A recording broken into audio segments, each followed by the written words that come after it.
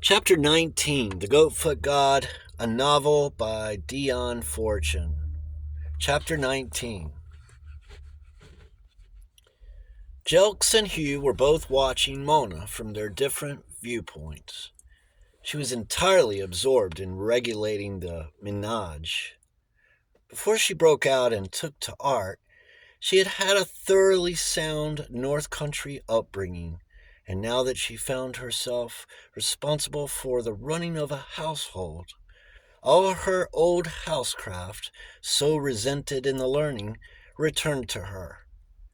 Hugh watched her with interest.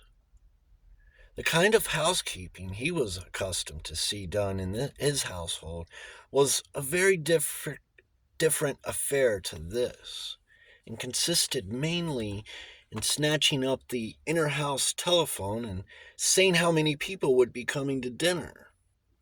This absorbed interest, this joyous pride, was something quite new to him. Incidentally, it was new to Mona also. She would never have believed it of herself, but she found it to be a very different matter, running her own show to helping her mother. Which is one of the reasons, perhaps, why the totally undomesticated maiden is not always a sloven when she marries. A sloven. Jelks also watched proceedings with interest, for he knew that the household machine Mona was so laboriously getting into running order would fall to bits the moment her hand was removed. Lizzie and Bill would do anything for her, but without her, they would slow up, come to a standstill, and then get into every sort of reverse. Monk's farm would not merely be chaos, but Hades when Mona left it, thought Jelks. Now, if Mona played her cards cleverly, thought he, but would she? He was pretty certain she wouldn't. Mona valued all sorts of imponderables, and like most women with ideals, could be extraordinarily stupid where her own interests were concerned. He sighed. Mona was neither to hold nor to bind by any male. He could manage Hugh, however.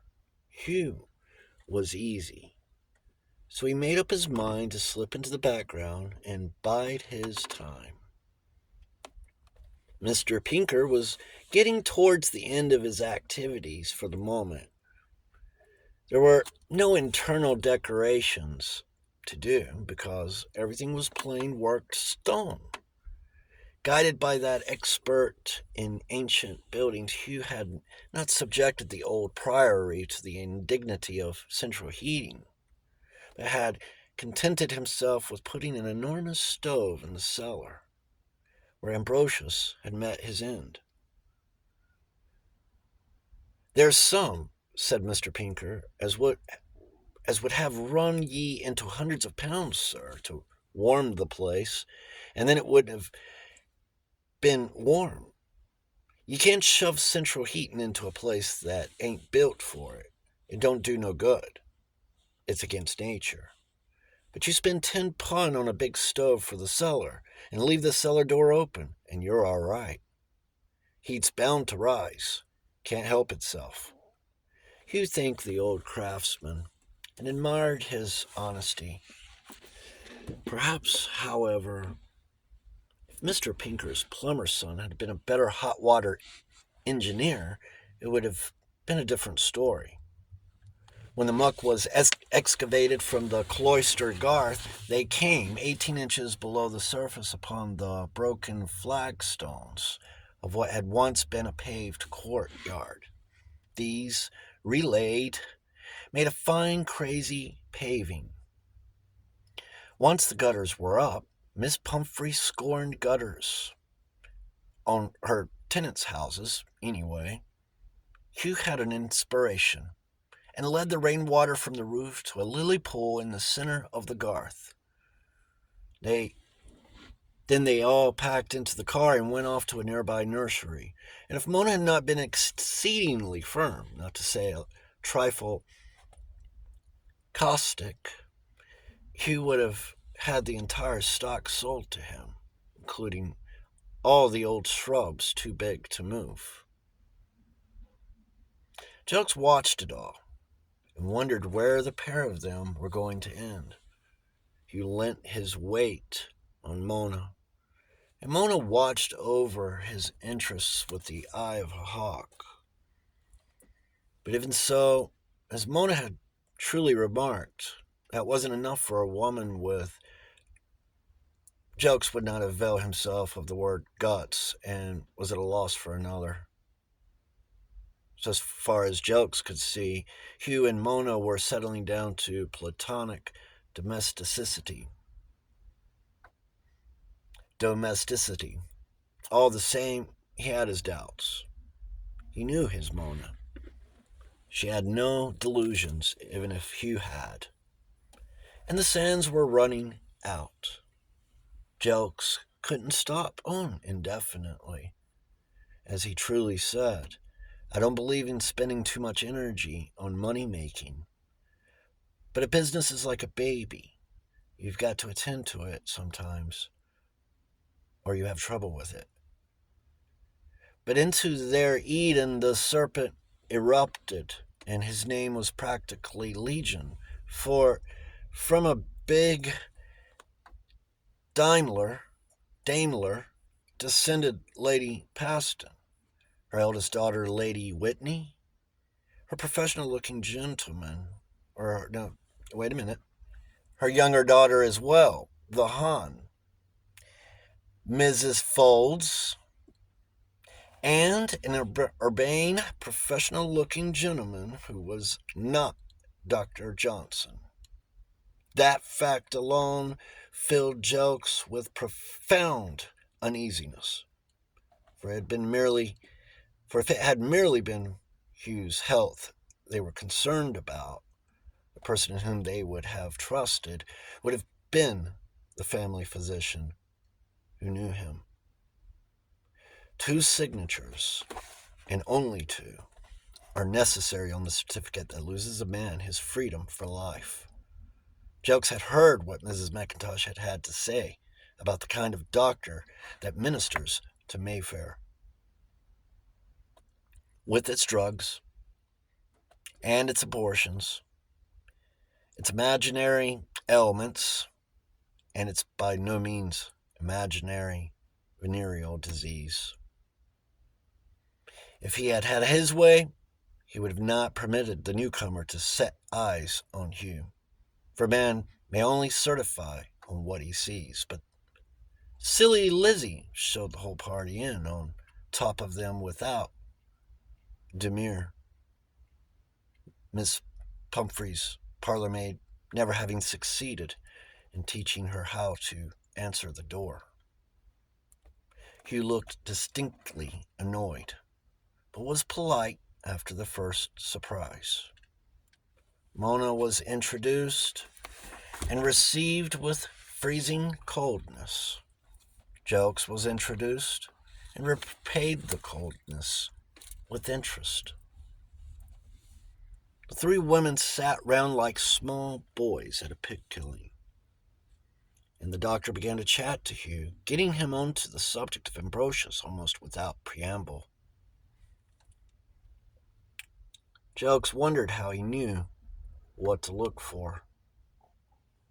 Hugh, on his absorbing topic, opened up and forgot his constraint, and Jokes marveled at his unsuspiciousness. They all professed themselves as exceedingly interested and asked to view the scene of Ambrosius's death. And Hugh led them down into the sweltering cellar where Mr. Pinker's 10-ton stove was putting in overtime to dry out the building. Jokes, determined that they should not linger here unduly, surreptitiously opened the coal hopper and pushed in the damper. Lady Paston, coughing, commented on the unhealthiness of stoves. It'll be all right when the chimney gets warm, said Jokes. determined they should have nothing to use against Hugh. But as the stovepipe already glowed a dull red, he appeared to be setting an exacting standard. Hugh not having risen to the bait of Ambrosius, Lady Paston, on their return to the upper regions, suggested a family conclave on business matters. Hugh sighed, but agreed. Jelks rose. He couldn't very well do anything else. He looked at the only other person present who wasn't a member of the family and said, "Perhaps Dr. Hughes would care to join me in a stroll while family matters are being discussed." Dr. Hughes blinked at this mode of address, for he had been introduced as plain Mr. Hughes. He bowed politely, however. "I'm afraid I shall be needed," he said, "if you will excuse me." His manners were perfect Mayfair, and Jelks did not love him any better on that account. Sulkily, he withdrew, and walked up and down outside the window so that he could hear if voices were raised in altercation. For he knew that if, having turned his mind onto Ambrosius, they baited Hugh up with a family row, they would probably get Ambrosius, which he guessed was what they wanted. Profoundly uneasy, he walked up and down, glancing in through the lighted window each time he passed. Hugh was uneasy too, quite apart from the fact that his family always made him uneasy when they descended on him in bulk for the purposes of a family council. The peculiar sensitiveness that is the heritage of all negative natures told him that something out of the ordinary was afoot today, and that the presence of Mr. Hughes, or Dr. Hughes, as Jelks had chosen to call him, was as much a danger signal to him as the arrival of a butcher at the farm is to a calf. Dr. Hughes was very kind in his manner, not wishing to deteriorate the veil, but Hugh could almost see him surreptitiously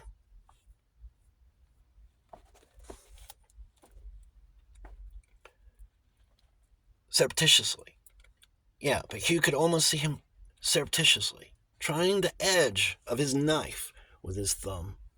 Altogether, Hugh was in much the frame of mind of a frightened horse, and was showing the whites of his eyes in much the same manner.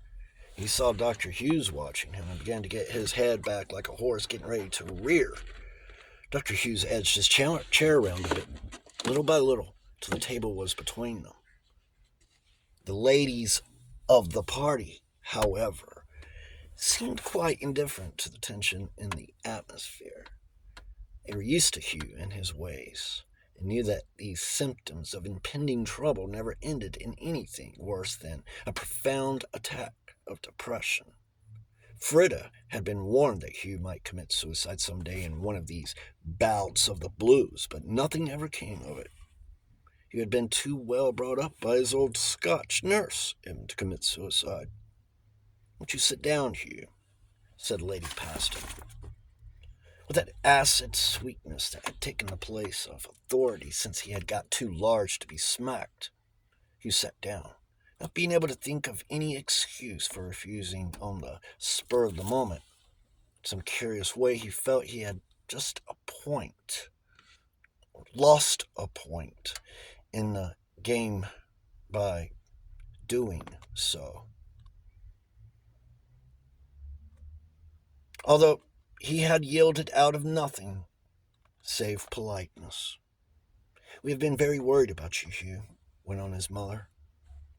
"You had no need to be," muttered Hugh sulkily, shuffling his feet and not meeting her eyes.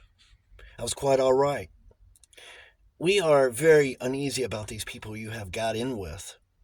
We have had inquiries made about them, and they are not at all satisfactory." Hugh muttered something that he couldn't even hear himself. "I suppose that you know the old man is an unfrocked priest." "No, he isn't," said Hugh.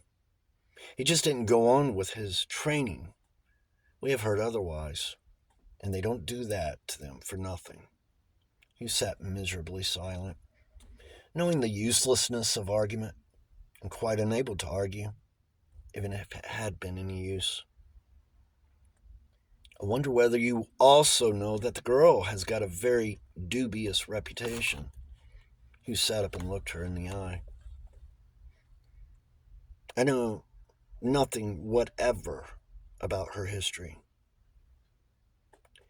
I've always found her straight to deal with, and that is good enough for me. What terms are you on with these people, Hugh? It seems to us a most extraordinary menage. That was a Fosser. That was Facer. What terms was he in on with them? He didn't know himself. He loved old jokes. He worshipped Mona. He was utterly dependent on the pair of them, jointly and separately. But he had the melancholy certainty that he meant nothing to them, that they were doing him a kindness for the sake of common humanity, and that they would expect him to get onto his feet and stop there after a reasonable time, and would not allow him to hang on to them indefinitely. How could he explain all this to his family? How, for the matter of that, could he face it himself? He fell back on the bare truth, which was quite inexplicable enough to baffle anybody. Jelks is just a pal of mine, he said. Miss Wilton is a kind of adopted daughter of his whom he looks after as she's got nobody else. She's a designer and house furnisher by trade and has been doing this job for me. Mrs. McIntosh was to have come to take charge here, but she let me down at the last moment, and Miss Wilton stepped into the gap temporarily. It's only temporarily, he added desperately, feeling his heart sink within him at the words. I'm not so sure of that, said Lady Paston. You may find it a lot easier to get her in than to get her out. Hugh mumbled a disclaimer, wishing God that she were right. What does she get for whatever it is she is doing for you? Pursued Lady Paston. £3 a week, said Hugh. And the old man? He gets nothing. He's here on holiday. And what are you going to do with the girl when he goes home after his holiday?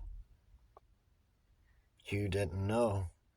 He stared blankly into space, his mind distracted from all other problems by the contemplation of the problem thus presented. Is she going to stop on here with you? He knew no more than she did, and continued to stare miserably into space. That is a matter on which I have no comment to make, said Lady Paston. The day is long past when one even pretends to be shocked at such things. I have no doubt it is much better for you than sitting and brooding. Isn't that so, Dr. Hughes? Oh, yes, very much better, said Dr. Hughes hastily. Never repress, always abreact your complexes. What are we troubled about? What we are troubled about, however, and very troubled about indeed, continued Lady Paston, is what will happen to you, Hugh, in the hands of these harpies. They haven't shown much sign of being harpies, said Hugh. He shifted his position. After Lady Paston said, that is only to win your confidence. They will soon. You needn't worry about that. Hugh shifted his position wearily in his chair. Well, when they do, I'll let you know. At the present, they are uncommonly useful to me. And then it will be too late, said Lady Paston irritably. We have had so much of this sort of thing. You are so easily influenced, Hugh. Anybody can get anything they like out of you. There's plenty for everybody, said Hugh sullenly. That is exactly what there isn't if you fritter it away. I have only a life interest, and there is nothing I can leave your sisters. And there are Alice's 2 children, and Letita's 3, and Moore's baby. Well, what about them? Won't they ever be able to earn a living? Have I got to support them permanently? Isn't anybody ever going to get a job? There is no need to be offensive about it, Hugh. You know perfectly well how difficult things have been for everybody. Surely you are prepared to make some provision for your sister's children. I should have thought their own fathers might have done something in that line. There is no need to be offensive, Hugh, so as I have already told you once. Now this is my suggestion, my dear boy, and as it is unlikely that I shall be with you very much longer, I hope you will do it to please me, and then we can all be happy together for the few short years that remain to me. I suggest that you make your affairs into a trust, Hugh, with Robert and Cosmo as the trustees. Then capital cannot be frittered away, and there will be something for everybody. When I persuaded your father to leave everything to you instead of dividing up the estate, it was always understood that you would look after your sisters.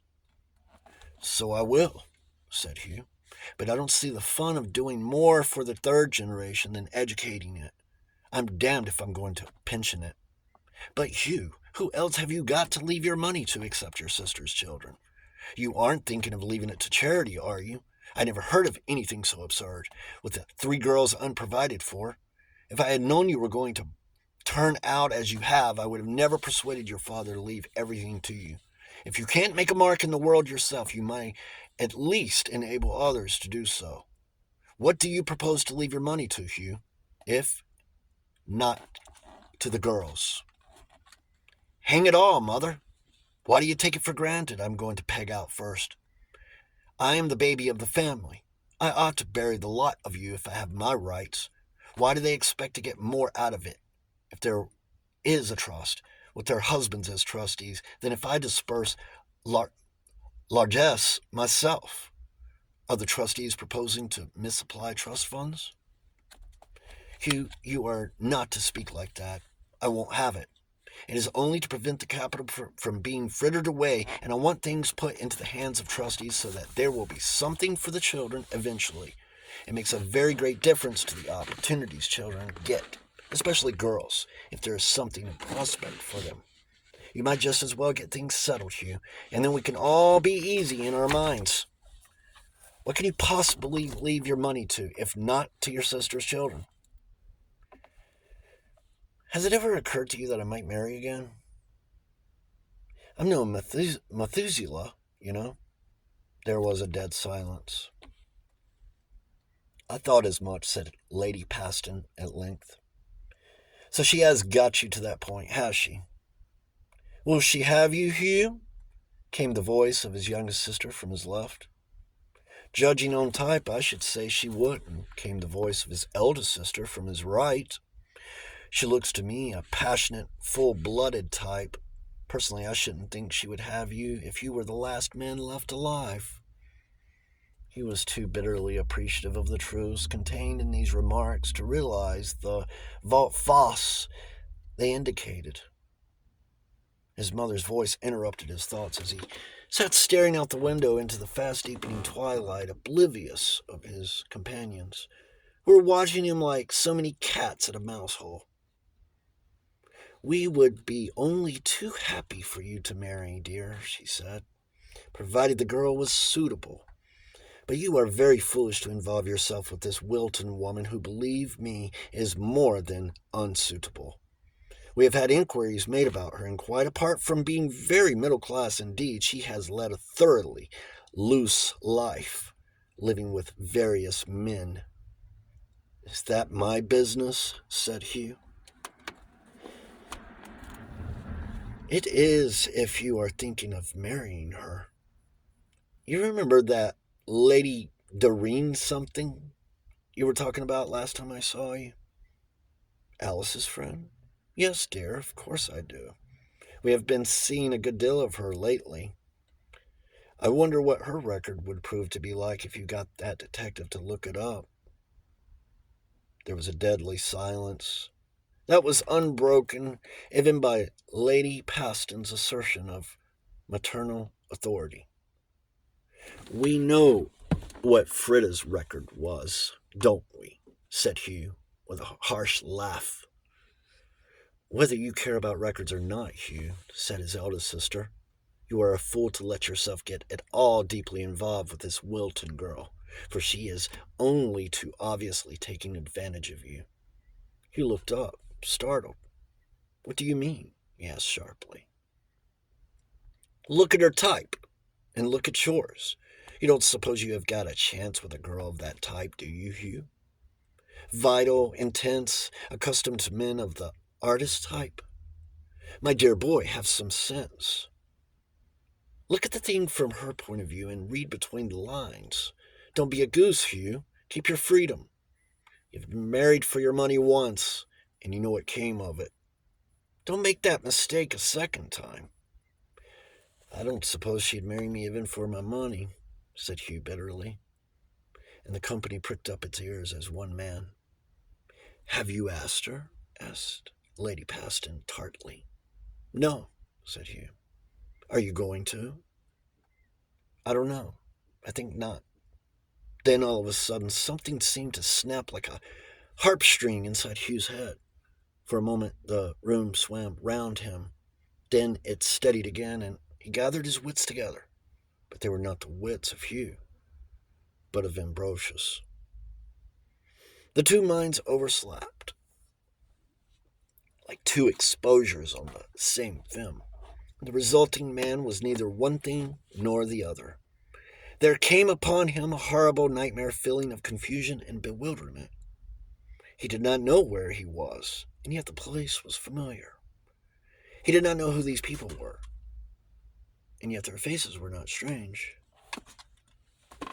He knew, however, with both sides of his mind, that he was in a very tight corner, but what his peril was, he could not be sure.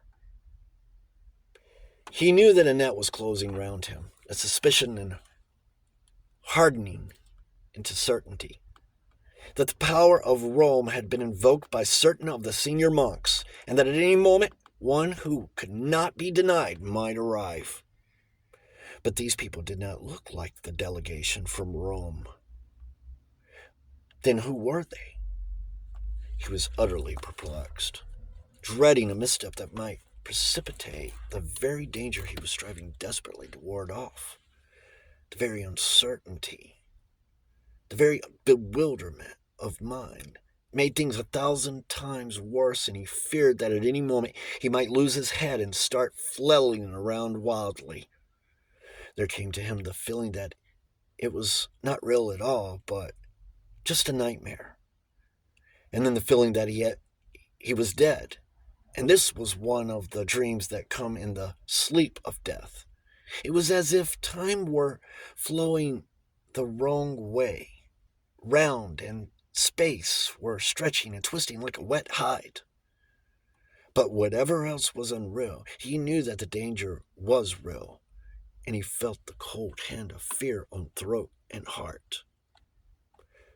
But whereas in this crisis Hugh would have been as helpless as a bird before a snake, as they very well knew as they sat waiting for him to betray himself, something that was not Hugh was also present. As they watched him, they saw his face change, and there was looking at them a man who, whoever he might be, was certainly not Hugh. They gasped. The eyes of the stranger were steady and cold as a swordsman's. The three women were dumb. Whatever they might do to Hugh, they dare not tamper with this individual. By sheer weight of personality, he dominated them. Dr. Hughes, too, experienced to precipitate a crisis, kept quiet, and took mental notes. He was familiar with the classical cases of dual personality and had seen some minor ones in his own experience, but he had never come across anything like this before.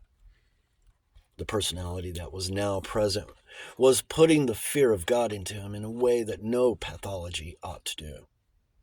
Then, even at the very moment when the situation lay in his hand, there came to the man standing there in the midst of them the knowledge that he was broken, that this was the end. Those who sat round him, whoever they might be, were the representatives of a power he could not resist. The inner protection that had been his ever since he had first contacted the great god Pan was withdrawn, and he waited for death unarmed. And yet the god had not deserted him. He had only retreated and stood a little way off, beckoning him to follow. The time was not yet ripe. They could not make head against the world and battle against them. The goat god had come at his call, but the end was forbidden. He must beat a retreat. Then he knew with an inner certainty that there was that in the soul which could rise above the bondage of the age and go free. Outwardly he had felt, but on the inner planes he had made the conditions that would assure success at the next attempts. He would go now, and he would come again. He would offer no resistance of casuistry or countercharge against his accuser. He would not take refuge in flight. The inner resistance withdrawn, they could take his life and be done with it. But in his heart were the promises that had been made to him in the strange visions and writings that had been his, and by those who held the God pledged. When he came again, conditions would be right. The God would manifest as promised. The dreams would come true. It seemed to him as these thoughts went through his mind that the God, standing a little way off on a mound, lifted his hand in affirmation. Then there arose in him an overmastering desire to go once again to his own place, his priory. Would they let him go there? Or was he already under arrest? He put it to the test, walked boldly out of the door, and none stayed him. To his surprise, he found that he was already at his own priory, whereas he had thought that he had been in the justice room at the Abbey. Confusion descended on him again. A moment before, he had been with Pan in a wood. Where was he? What was happening? Was it all a dream? Yes, the peril was real enough. He felt certain of that. But it did not matter. Now that he had given up hope, let the end come quickly, the quicker the better. But he was glad that it was coming at the priory, his own place that was friendly to him, not alien and hostile, as were the very walls of the Abbey. He turned and went towards the chapel. He would stand in the center of the great sign that showed forth the created universe. He would stand at the point of the concourse of forces, and there he would surrender his soul to the powers that created it, and withdrawing, leave his body to those who had authority over it. They could do their worst. It could not be for long. Someone spoke to him as he crossed the dew-soaked grass to the chapel door. He did not know who it was, but the feel of the man was friendly, so it must be one of his own monks, not the strangers from Rome with their Italian subtlety and cruelty. He gave the curt blessing of peace expected of an ecclesiastic of his grade, and passed on and entered the darkness of the chapel. As he took the great doors in his hands to close them, he stood still and looked back. The sun had set, but the afterglow lingered in the sky over the dark trees. At its verge, one silver star. He stood long and looked at it. He did not see it again, he knew it. This was the end. He had a strange feeling as if it had all happened before, as if he knew exactly what was coming. They would seek him here. They would take him down underground, and before dawn, death would find him. He went up through the darkness to the high altar and took his stand as he had planned. Around him were the symbols of the heavenly houses. Behind him, the great regents of the elements, winged like archangels, stood in their but trusting base. He stood for a while, and then knelt down and laid his hands on the cubical altar of stone. Those who would come for him should find him there. Chapter 19. Goatfoot God. Dion Fortune. Chapter 19.